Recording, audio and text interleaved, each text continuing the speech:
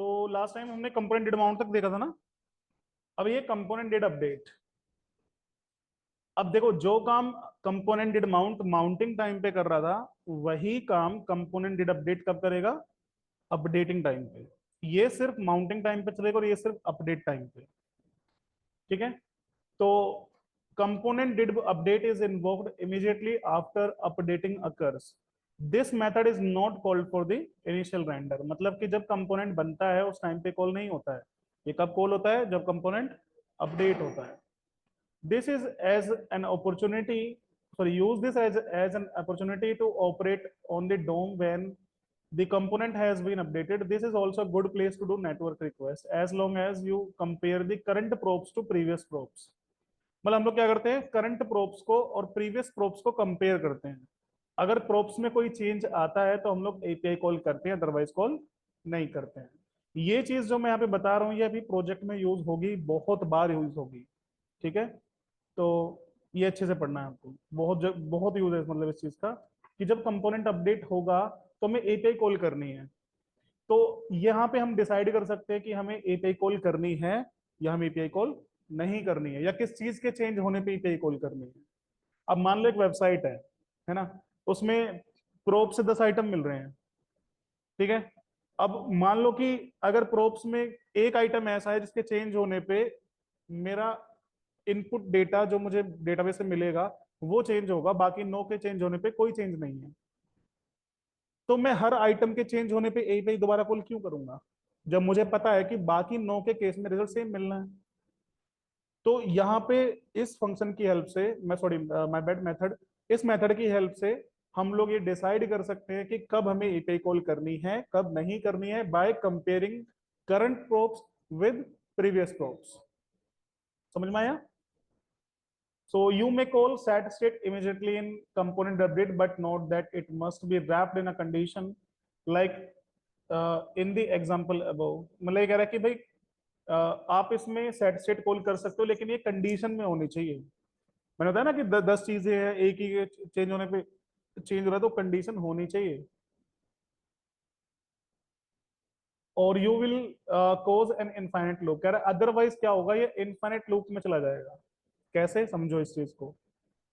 हमने एक ही कॉल की, मेरे पास डेटा आया, डेटा आने के बाद कंपोनेंट अपडेट होता है, अपडेट होगा तो क्या होगा, ये दोबारा कॉल हो जाएगा, ये फिर एपीआई कॉल कर देगा, डेटा आएगा, फिर अपडेट होगा, ये फिर एपीआई कॉल करेगा, तो ये लूप बन जाएगा। समझ में आया? तो लूप नहीं होना चाहिए, इसलिए कंडीशन यहाँ पे जरूरी है। समझ में आया? और जो ये लूप बनेगा ना वो यूजर को विजिबल भी नहीं होगा। It would also create an extra re rendering which while not visible to the user. User को लगेगा सब कुछ नॉर्मल है लेकिन इंटरनली चलते जा रहा है, डेटा वेस्ट होता जा रहा है। ठीक है। Can affect the component performance. if you are trying to mirror some state to a probes coming from above, consider using the probes directly instead। ठीक है। करो जल्दी से नोट डाउन, ये बहुत काम का फंक्शन है भाई। जो ये कंपोनेंट काम करता है, ये कंपोनेंट और ये कंपोनेंट, कंपोनेंट डेड अमाउंट और component dead update, sorry not component method, component dead amount method और कंपोनेंट डेड अपडेट जो काम करता है फंक्शनल कंपोनेंट में, इसके जगह आता है यूज इफेक्ट। ठीक है। यूज इफेक्ट वही काम करता है जो ये दोनों फंक्शन करते हैं। वो पढ़ाऊंगा आगे, टेंशन ना लो, अभी नहीं भी लिखोगे चल जाएगा, आगे पढ़ाऊंगा ये चीज में।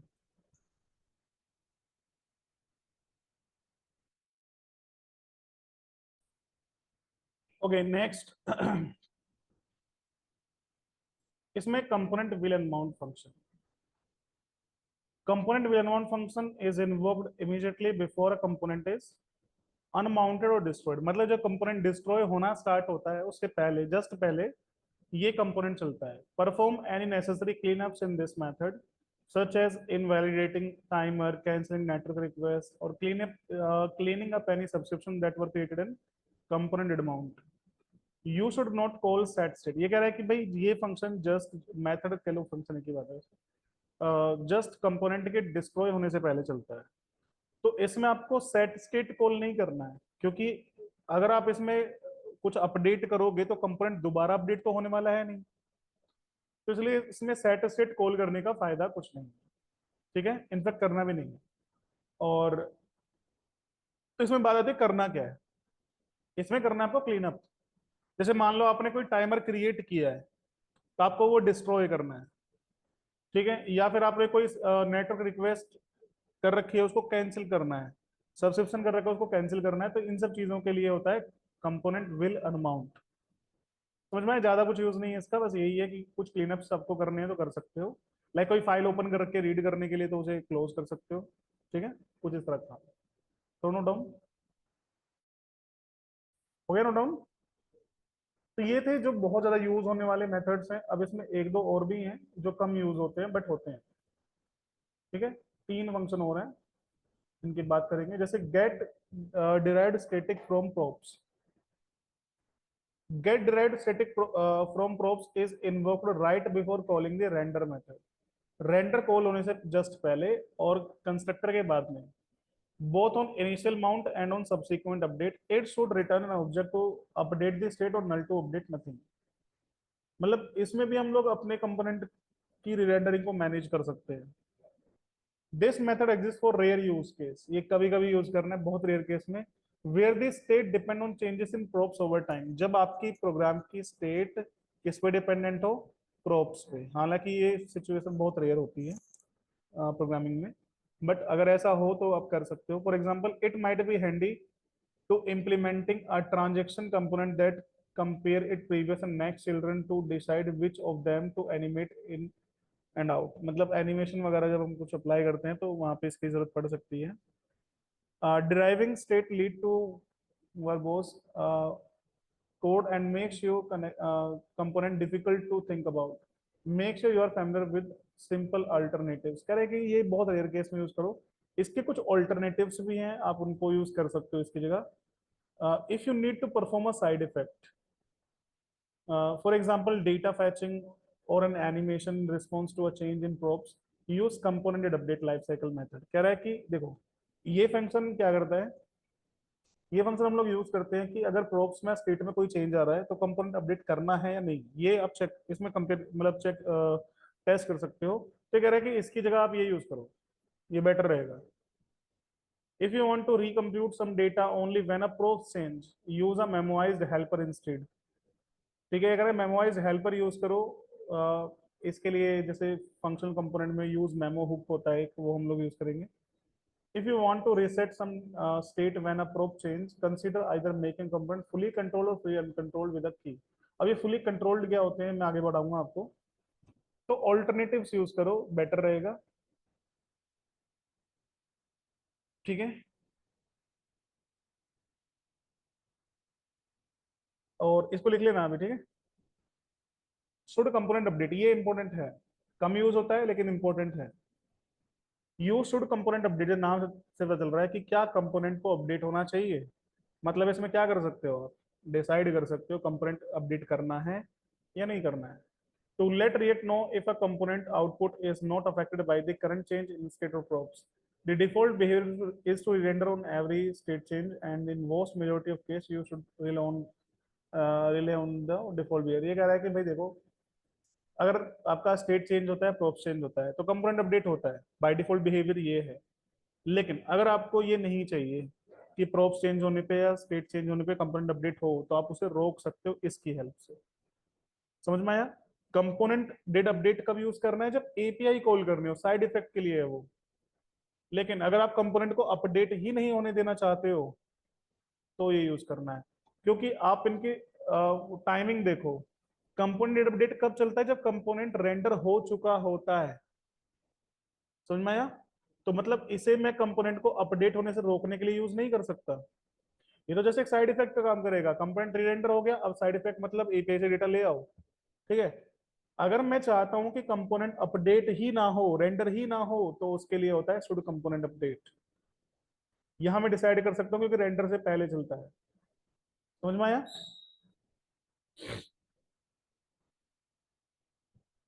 ये वैसे रेयर यूज केस में ही है। Should component update is invoked before rendering when new props or state are being received, default to true। This method is not called for the initial render when force update is used।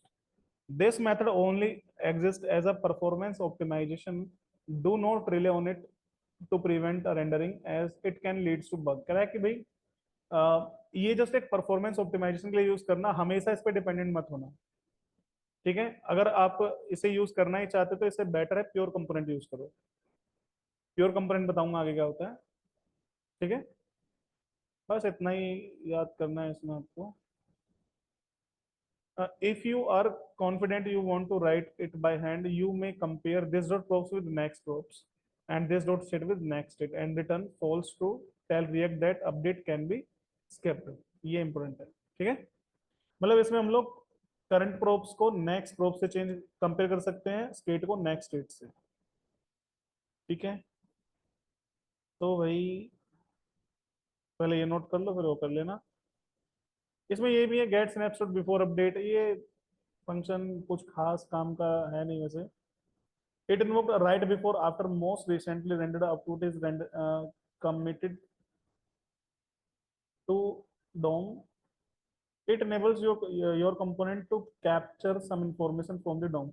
मतलब ये कह रहा है कि update just होने से पहले अगर आप किसी चीज को कैप्चर करके रखना चाहते हो, स्टोर करके रखना चाहते हो, तो आप ये यूज कर सकते हो। वैसे बहुत रेयर केस में यूज होता है, बट कर सकते हो नोट। अब कर दो। चलो अब एक प्रोजेक्ट स्टार्ट करते हैं हम लोग। अभी पहले एक छोटा प्रोजेक्ट बनाएंगे, न्यूज वेबसाइट बनाएंगे। ठीक है, सो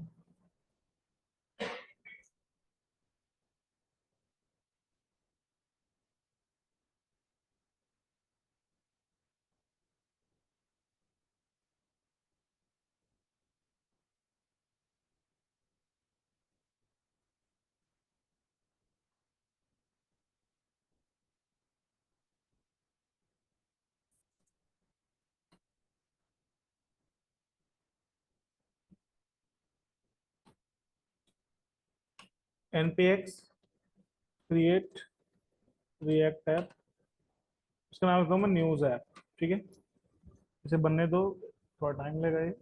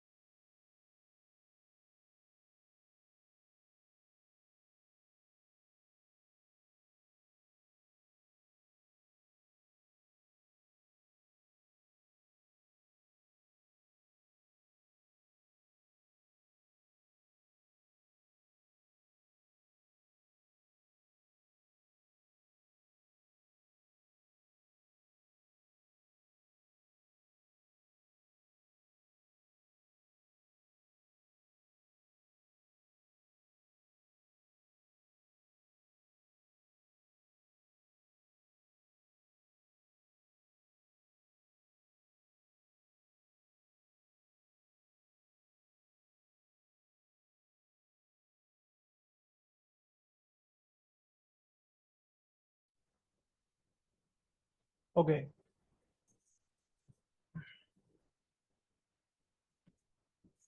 प्रोजेक्ट हमारा बन गया न्यूज ऐप के नाम से। इसमें जो फालतू चीजें हटा देते हैं, सिर्फ एक इंडेक्स फाइल रखेंगे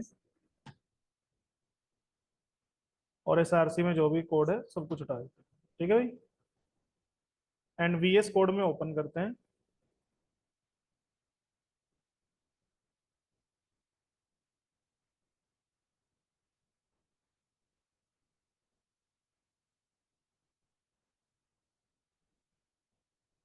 इसमें एक इंडेक्स डॉट जेएस के नाम से फाइल लेते हैं।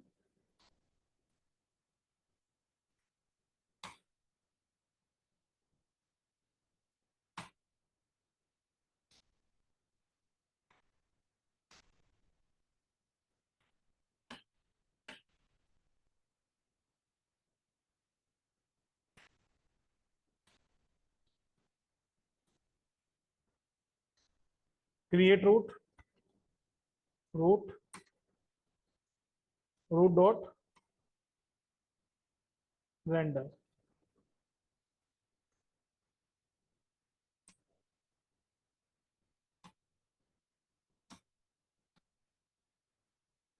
इसमें पहले मैं कंपोनेंट्स में जाऊंगा। पहले मैं इस प्रोजेक्ट को बनाऊंगा क्लास कंपोनेंट में। तो क्लास कंपोनेंट के अंदर मैं एक फाइल बनाता हूँ, app dot JSX, RCC for class component.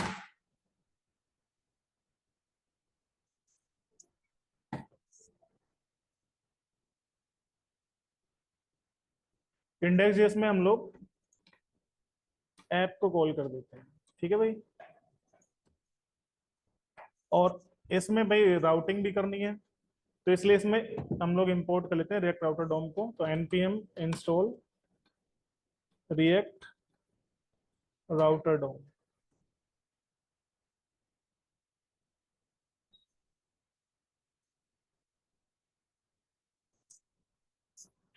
ठीक है भाई,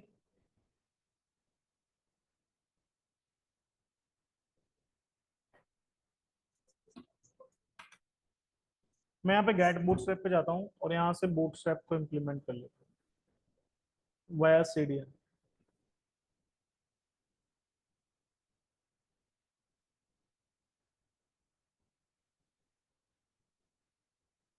पहले फाइल तो कोड हटाता हूँ मैं यहाँ से। फाइल को आइकन हटा दिया है मैंने, ये लोगो वाला हटा दिया है।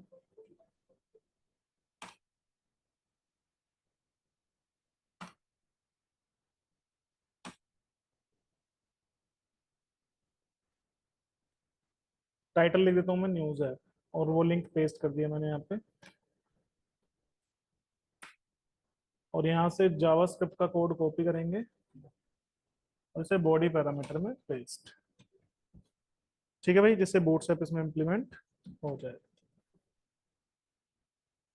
तो क्लास कंपोनेंट में पहले बनाऊंगा मैं यहाँ पे navva dot JSX.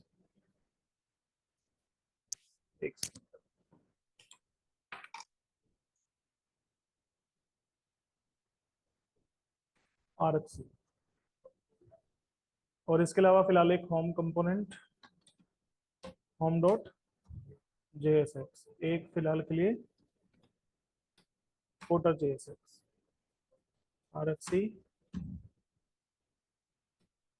आरएक्सी navbar app में चलते हैं और यहाँ से इंपोर्ट करते हैं हम लोग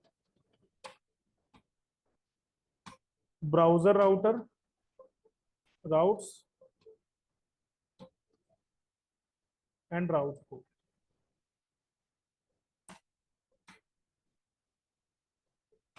ब्राउजर राउटर, ये मैंने बताया ना आपको राउटिंग, यहाँ पे कॉल करेंगे हम लोग नैव बार, और यहाँ पे लगाएंगे हम लोग राउट्स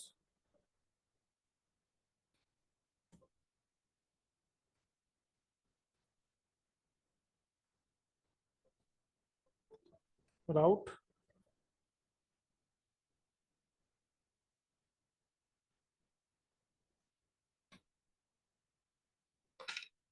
मान लो यहाँ पे स्लैश है, ठीक है। राउट में पाथ हो गया ये, और एलिमेंट हो गया हमारा होम कंपोनेंट।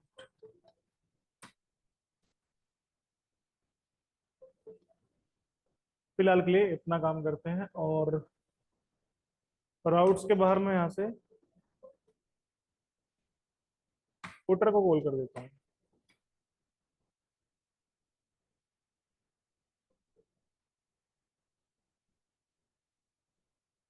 एंड इस कंपोनेंट को मैं रन भी कर देता हूँ, अभी का रन भी नहीं किया मैंने इसे।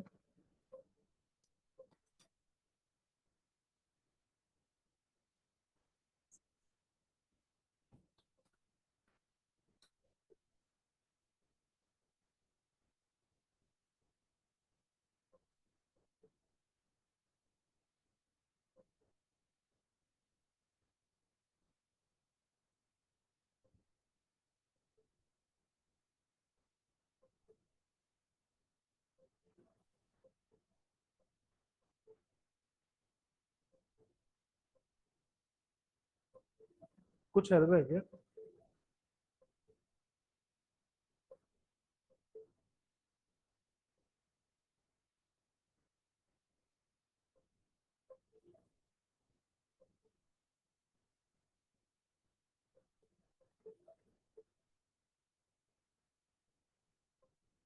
अच्छा, create root dot create root, और मैंने थोड़ा गलत लिख दिया, हम लिखेंगे document dot get elements by ID. ID किस नाम से? रूट के नाम से। ये हमने थोड़ा सा गड़बड़ कर दिया इसमें। नेवर आ गया, होम आ गया, फुटर आ गया। ठीक है भाई, एक सेकंड। हमें चाहिए नेवर।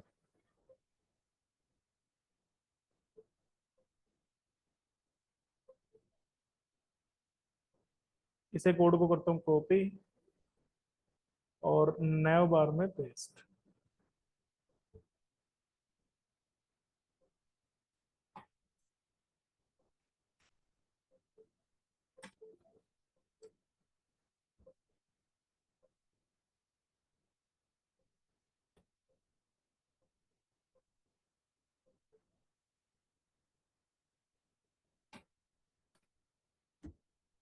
इसमें जितने भी क्लास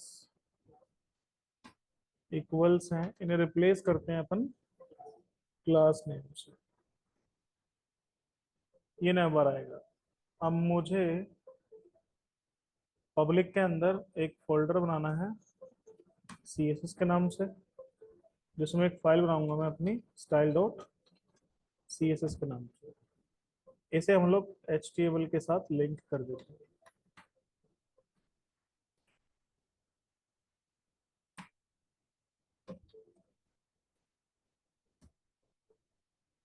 और इस CSS क्लास में एक बैकग्राउंड नाम की क्लास लेते हैं।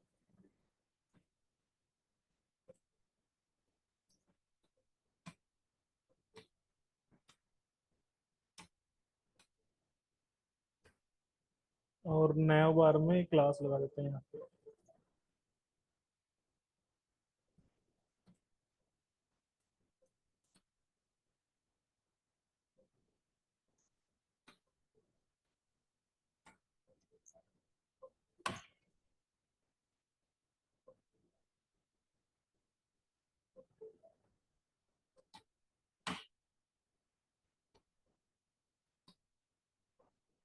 ठीक है, एक ग्रीन कलर, इसे मैं यहाँ पे कर देता हूँ लाइट।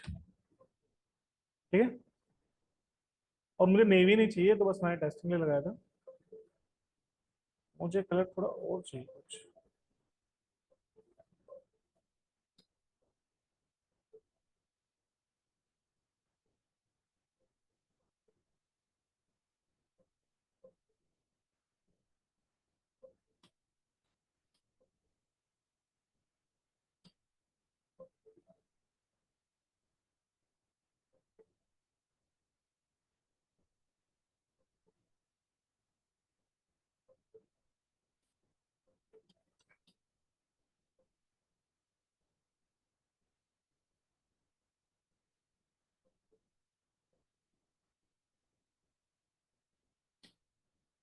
ये देखिए,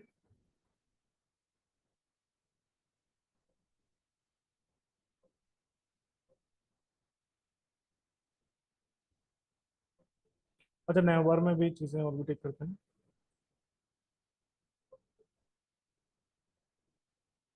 जैसे न्यूज ऐप है, होम, यहाँ पे लिख देता हूँ मैं होम की जगह ऑल न्यूज।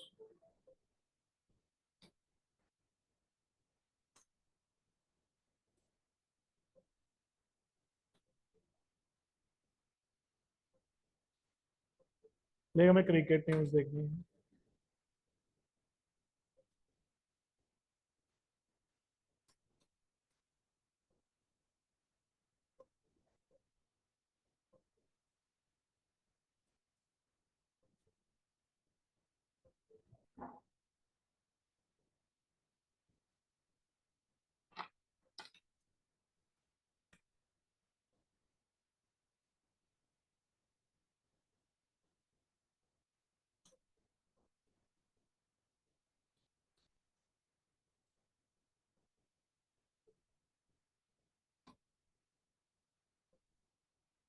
ठीक है, यहाँ लिख देता हूँ अदर, और यहाँ पे लिख देता हूँ मैं like education,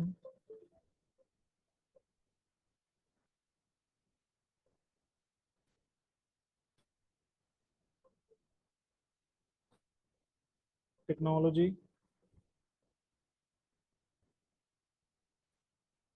science,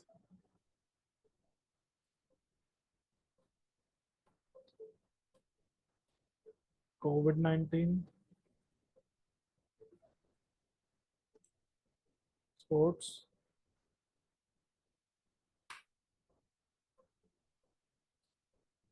and jobs. तो भेज दो, भेज दो। ठीक है भाई, इसमें all politics, crime, IPL, entertainment, other news, disabled link को मैं हटा देता हूँ। Thank you. ठीक है भाई, अब इसमें मुझे ना एक टॉगल बटन चाहिए, जैसे हिंदी इंग्लिश के लिए, कि भाई इस पर क्लिक कर तो हिंदी न्यूज, इंग्लिश न्यूज। तो इसके लिए टॉगल बटन्स कुछ हैं मेरे पास, देखना पड़ेगा कंपोनेंट्स में।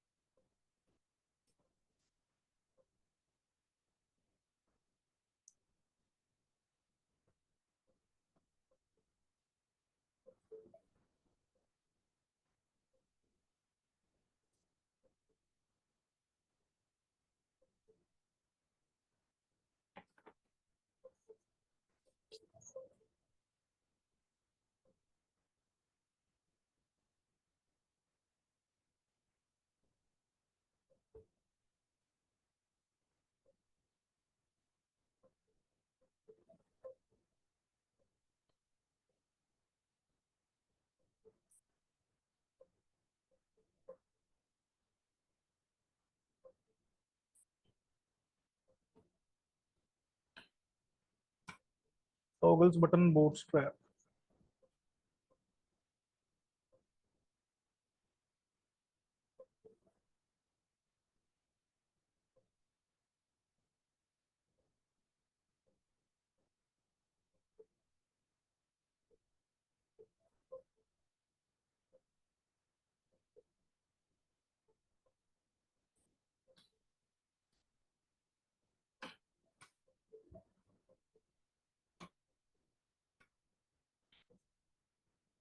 अब एम यू आई यार, एक छोटी चीज के लिए एम यू लगाना बेटर रहेगा वैसे। तो देखते हैं, एक दो चीज कार्ड वार्ड यूज कर लेंगे अगर अच्छा रहा तो। पहले देख लो इसमें टॉगल है भी या नहीं।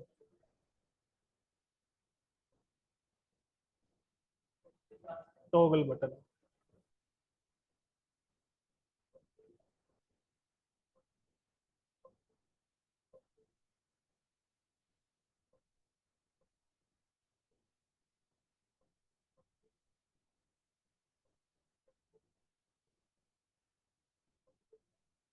हम्म,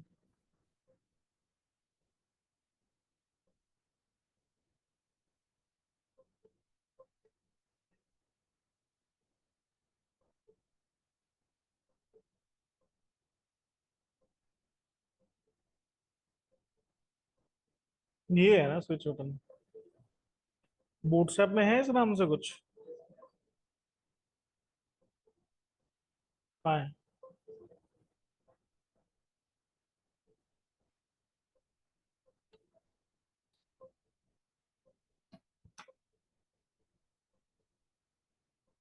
अच्छा, फॉर्म के अंदर होगा ना। हम ढूंढ ही गलत रहे थे। ठीक है, फिर बूटस्ट्रैप लगा, ये मटेरियल यूआई लगाने की क्या जरूरत है? इसी से काम बन जाएगा हमारा।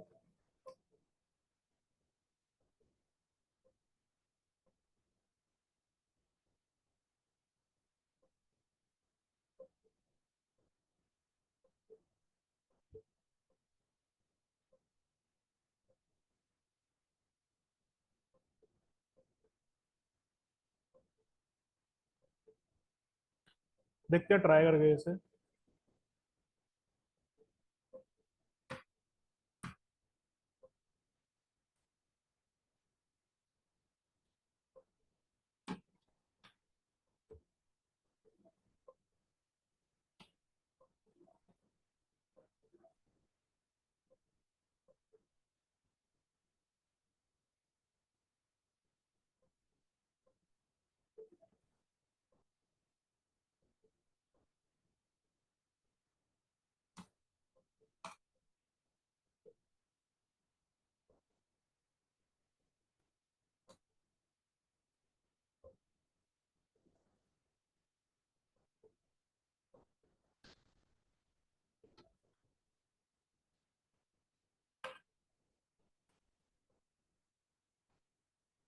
दोनों इधर आ गए।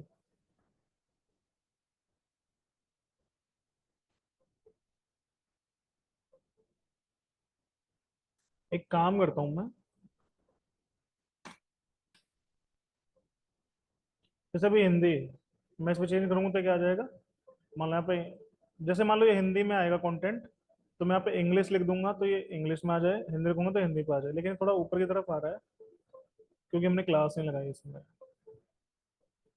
एल आई में क्लास नया आइटम लगा देता हूँ।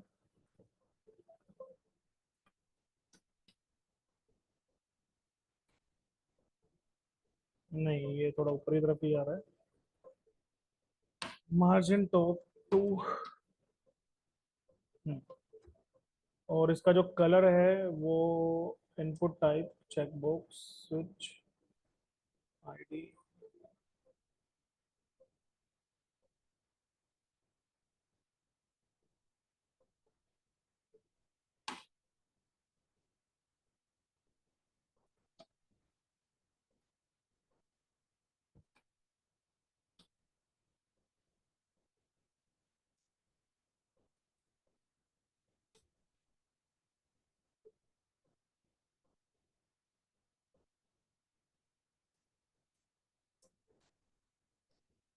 तो ये भी ठीक ही है। तो बाय डिफॉल्ट जैसे हिंदी न्यूज है, जब मैं इस पर क्लिक करूं तो ये क्या बन जाए, इस पे इंग्लिश बन जाए। तो मैं क्या करूंगा, इनपुट बॉक्स में जैसे ही कुछ ऑन चेंज पे get selected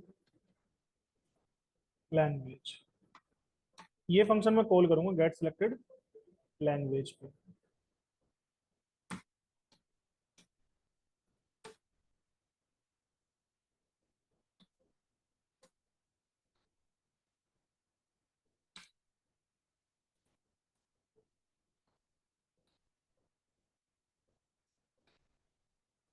news state,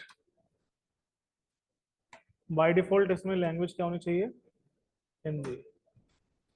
function get selected language जब कॉल होगा, तो मैंने इसमें चेक करूंगा अगर लैंग्वेज की वैल्यू क्या है, हिंदी है, तो मैं सेट लैंग्वेज कॉल करके इसमें क्या पास कर दूंगा? इंग्लिश।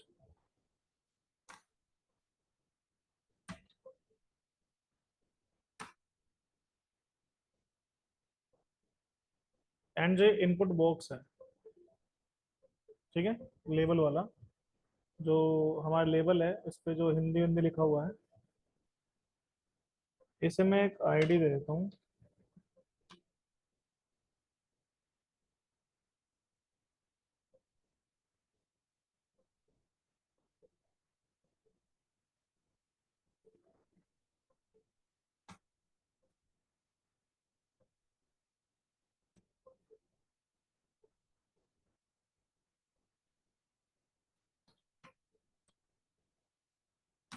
थोड़ी सी सी से लिख देता हूँ, डॉक्यूमेंट डॉट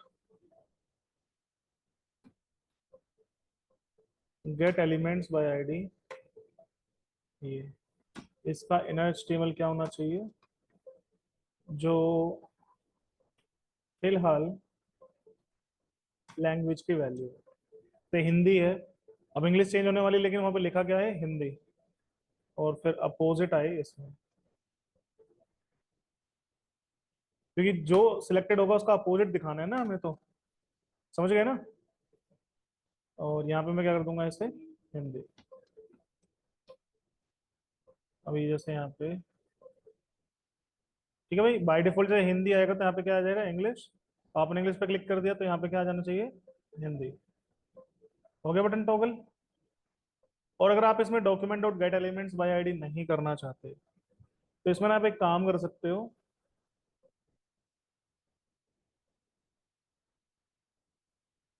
दो वेरिएबल बनाने पड़ेंगे, रहने दो, दो वेरिएबल मेंटेन करने पड़ेंगे, इससे बेटर यही है। इंस्पेक्ट कोई इश्यूज तो नहीं है। हाँ जी, एक तो भाई इसमें जो फोर है उसकी जगह आना चाहिए HTML4। एंड जो क्लास इक्वल्स हैं, ये उनसे क्लास है।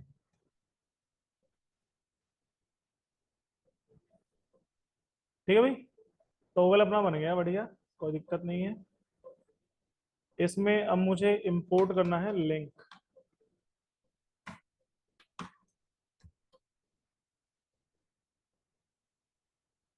और इसमें जो एंकर टैग्स हैं, इन्हें रिप्लेस करना है मुझे लिंक से।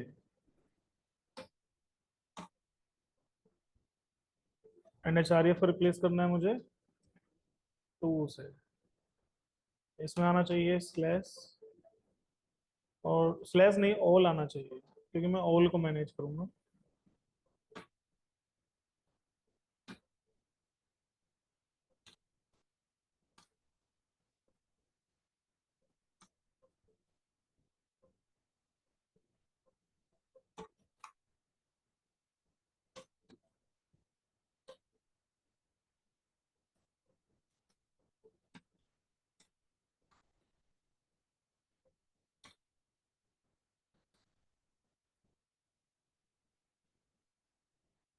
ठीक है, एंटरटेनमेंट इसको तो एंकर ही रहने दो।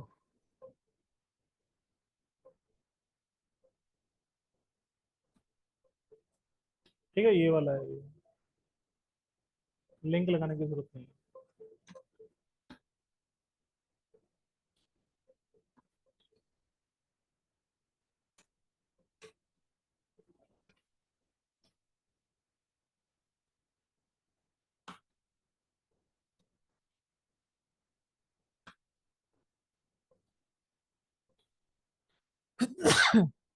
19 स्पोर्ट्स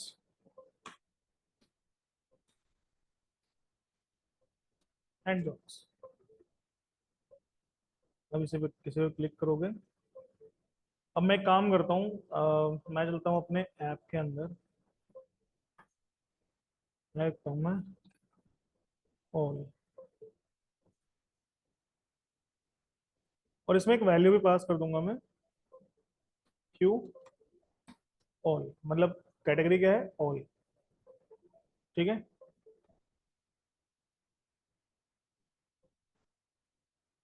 नेक्स्ट जैसे क्या है इसमें,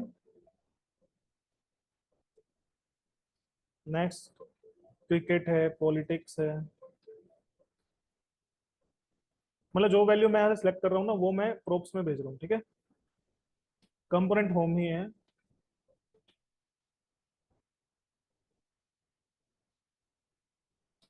क्राइम है, आईपीएल है,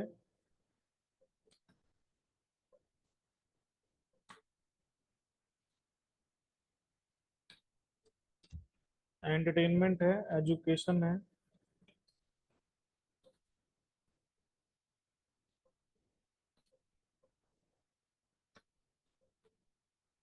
टेक्नोलॉजी है, साइंस है,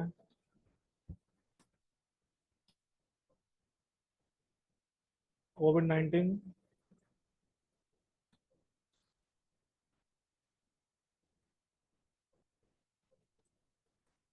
हम्म, ये एक्स्ट्रा है। अब जो चीज यहाँ से मैं भेज रहा हूँ होम कंपोनेंट में मेरे पास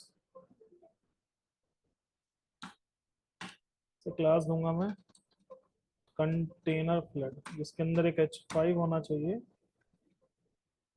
this dot props dot Q.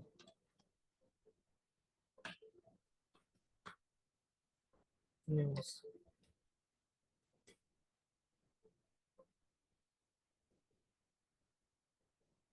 मैंने फंक्शन कंपोनेंट बना दिया, अरे यार।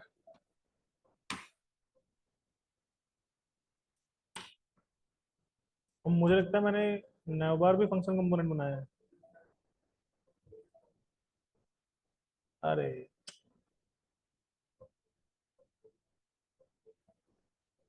चलो होम तो कर दिया मैंने।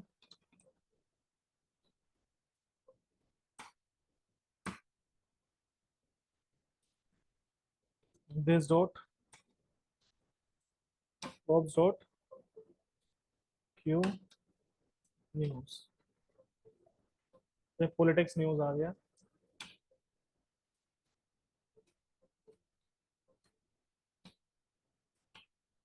Background text like text in centre padding 2 और मार्जिन टॉप 1। देखो भाई इसमें ना मैंने नौ बार बना दिया गलती से, कोई बात नहीं, इसको मैं आरसीसी ही कर देता हूँ, क्योंकि अभी हमें काम करना है आरसीसी पे। तो यहाँ पे लिख देता हूँ मैं class neighbour x tends component, use state तो हटा ही दूंगा फिर इसमें। इसकी जगह मुझे बनाना पड़ेगा एक कंस्ट्रक्टर जिसके अंदर this dot super, now this dot state,